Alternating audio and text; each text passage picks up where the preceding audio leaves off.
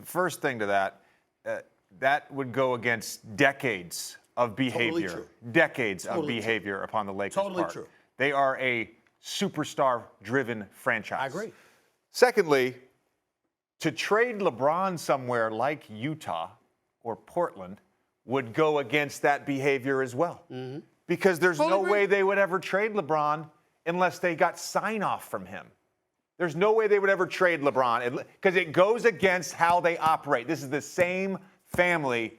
JJ. This is the same family that Dr. Buss. Before you go on, I did not say the Lakers are considering it. I said if I were the Lakers, 100%. I would be making these calls. Okay. So I'm asking you, if you're JJ, based on what I broke down about the team and what they got and what they don't have, what do you do? What gets me to my next point, which is basically, if you're a team looking to trade for LeBron James and you're going to give up all your young players like Miami, you mentioned Bam Adebayo. Not all of them. You think that getting LeBron James and giving up Bam makes Miami closer to winning a championship? They might. No. Cleveland. Jared Allen, Darius Garland, those guys, like that's what they're building for the future.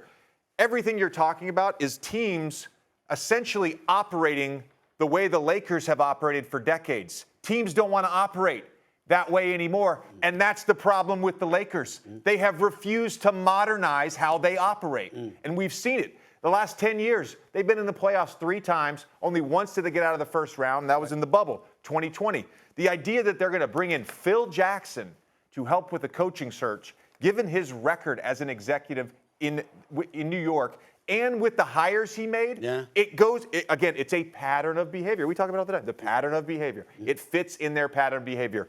Other teams are not going to fall susceptible to that. Right. So no, I think this is a crazy take. This is a crazy take. But JJ, you don't like the roster, though. We've talked about that. You said it's poorly built. I agree with him 100%. This team is going nowhere. Yeah.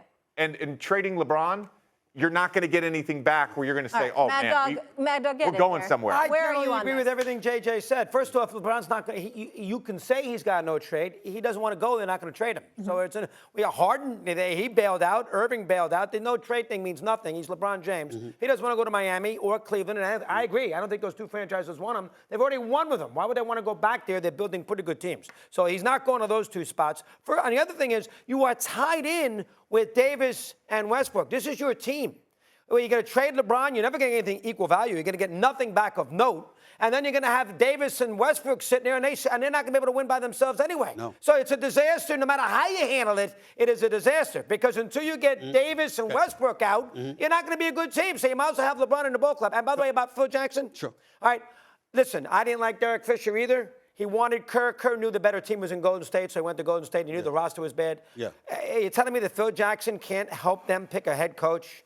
He loved Lou. He coached for him. I have no problem with Phil Jackson. As long as he's not picking the players, I have no problem with Phil Jackson. I would say this to you. Again, I'm not saying this is not breaking news about what the Lakers are thinking because I don't know. No. What I'm saying what I'm saying is if it's me, because of how dire my situation is, the one asset I have is a superstar at the age of 37 who may play 2 or 3 more years tops, who, by the way, has something to do with those players being there. I might use him to help get rid of them. Not to mention the fact that he's got 1 year left on this deal.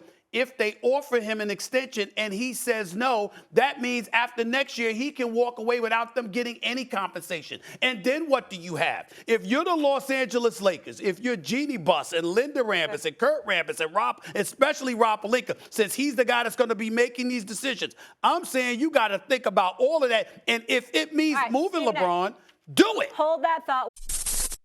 Thanks for watching ESPN on YouTube. For live streaming, sports, and premium content, subscribe to ESPN+.